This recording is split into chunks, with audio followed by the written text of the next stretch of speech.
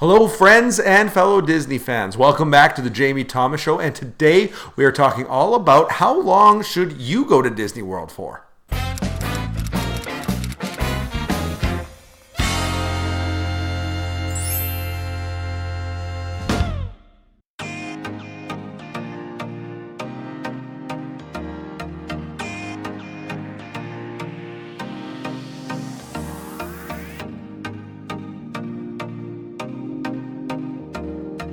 So like I just said, we're going to be talking about how long should you stay at Disney World on your next trip? How many days is enough? Ideal. Yeah. Mm-hmm. But before we get into any of that, I want to tell you a little more about the channel. Our heart here at the Jamie Thomas Show is to help you, our friends and fellow Disney fans, just get the most out of your next Disney vacation. We give you tips, tricks, overviews, and reviews each and every week just to help you have the best trip possible. And so if that sounds like information that could be helpful to you, take a moment, support the channel, subscribe, hit the little bell button so you get notifications of videos anytime we upload, and like and comment. And I am a travel agent specializing in Disney vacations, so I'm here to help you get the most out of your next trip. If you are interested in booking your Disney vacation with me, my services are completely free when you book your package with me. You can find all of my contact information in the description below. So one of the questions I know you get a lot when you get just questions from people ultimately about Disney World is, how long should my trip be? How long is enough days to do everything that I want to do? Yeah, I think a lot of people don't realize how big Disney World is. When Walt was actually buying the land size for Disney World, he purposely made it enough so that it would qualify as its own city, really. So it has its own fire station, everything, and it is actually the size of San Francisco. So wild. Imagine, some people want to go for a day or two and they want to do it all, which is totally not possible. You could spend 4 weeks there and you can't do it all. Yeah. And so really the question comes back to, what are your must-dos? What are you wanting to get out of your vacation? And there are a lot of things that you just have to consider before we can even answer this question. So a few things to consider is, number one, budget. So if you can only afford a package that maybe has you visiting the park for 2 or 3 days, then I say go for it, right? It's still going to be a magical trip. You're going to get a taste of Disney, really. And so you're going to have fun, and then you'll just have more to come back to later. Now, another thing to consider is this a once-in-a-lifetime trip? You are probably only going to go to Disney World once, and you aren't going to go back. You are probably going to want to stay longer and really make it a full experience. And another thing to consider is, do you want to have time to relax and rest in between, or do you just want to do... Or do you just want to do the parks as much as you can, and that's your goal? All these things have to be considered, and with that in mind, we have a few recommendations. So we have kind of divided that up by some different recommendations. We have our minimum amount of park time, our ideal amount of park time, and then the even better kind of ideal amount of park time, the dream time. So now minimum, we would recommend at least 4 days at the park. And even better would probably be to do 5 days at the park. This way you are going to be able to do every single park at least once. And if you do that 5th day, then you'll have an option to go back to a park you really enjoyed. Either, I would recommend probably Hollywood Studios or Magic Kingdom, because they just have the most to do right now.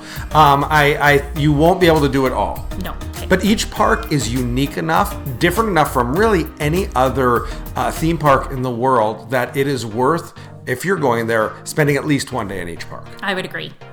So now with that option, you are not really going to have any time for relaxing. You're probably just going to be up early, staying late at the parks, doing just parks, and then going back to your resort to sleep. It's a good trip. It's not our ideal trip, because when we go to Disney, it's like going to really like an all-inclusive kind of type of resort, right? Yeah. So we like to take it easier.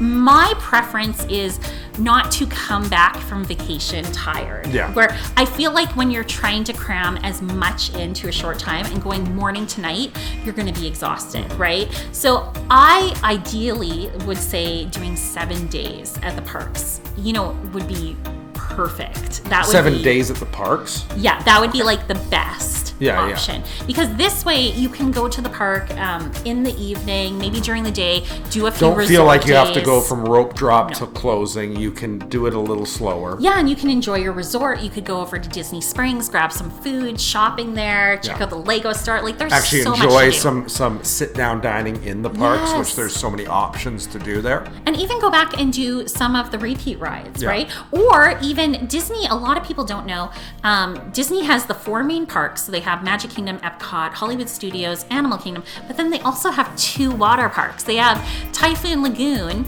and Blizzard Beach. Yeah. So, if you are wanting to go to the water parks too, and I highly recommend it if you're going during, summer when it's that really hot time, then you're going to want extra days. And having 7 days is going to give you park time and water park time plus relaxation time. Yeah. Now, if you also have little kids, I think it's important to schedule more days. More days for more breaks. Yeah, you're going to have time for afternoon naps. If there's a temper tantrum, no big deal. You just head back to your resort because you have another day at the park. So you don't feel so pressured to you and your family are going to have a much better time if you add on extra days. So now let's talk about our ideal time. So we had good. 4 days is good. Yeah, 4 days is Better. good. Yeah. 7 days. Our Best. best. We're talking 10 or more days. Ooh, yeah. And I'm not saying that you actually need 10 or more park days, but 10 days on campus in the hotel. That way you're doing 5, 6, 7 days in the park, but you're getting multiple days spending time at your resort, going to Disney Springs. There is so much, not only shopping, but entertainment, dining, experiences to have there. As Jamie mentioned, you've got your water parks, but maybe you want to go golfing. Maybe you want to really enjoy the pool and what's going on at the resort you're staying. There are so many options, and when you stay 10 or more days, you have full days of rest, relaxation, and to do what you just said, stop and smell the roses. Yeah, I don't think anyone ever regrets going longer. So I wouldn't say is there a maximum amount of time where you're going to be sick of Disney? I don't think so, because you can just have more days. It's like going to an all-inclusive resort in Mexico.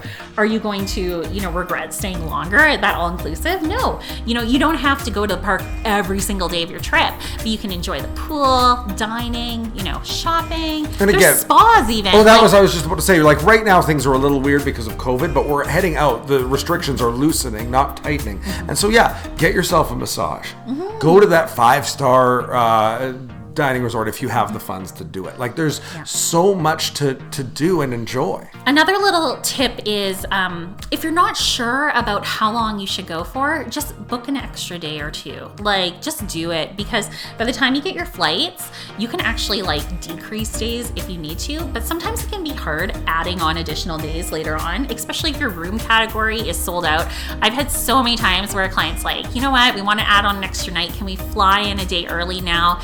And you know what? The resort's all booked up now. So I always recommend kind of going for the longer stay, and then, you can always change it later and shorten it. And again, the addition to that is even when it comes to park days, the more park day tickets you have, the cheaper the tickets actually get per day. Oh yeah, that's a really good point. So after 5 days tickets, it's only probably $15 to $20 to add an additional day. Everyone always thinks if they stay longer, it's going to be double the money. The only thing that stays the same is you're going to be paying the same with hotel, but ticket room rate and then food, obviously you're now spending more on that, but your tickets actually don't go up that significantly when we go from say 5 days to 7 days. Yeah, so I think adding on those additional days, it's a no-brainer to me. Yeah. So thank you so much for taking the time to watch this video. We really hope it helps as you consider, how long of a stay, how long of a trip do I want to do? And like we said earlier, if this content helped you, we're bringing this every single week. So take a moment, subscribe, and hit that bell button. Yeah, make sure to comment below. Let us know what your ideal amount of days is, because this is totally dependent on each person's family. So do you like to go for only 3 days, or are you maybe more of a long stay like us, And if you are interested in planning a Disney vacation, then reach out to me. I am a travel agent specializing in Disney vacations, and you can find all of my information in the description below. And using my services is completely free when you book your vacation through me. You can contact me via email, jamie@clickthemouse.ca, or on the website, www.clickthemouse.ca/Jamie. Make sure to put you are looking to work with me on the quote form. So thanks for watching, guys. Bye. Bye.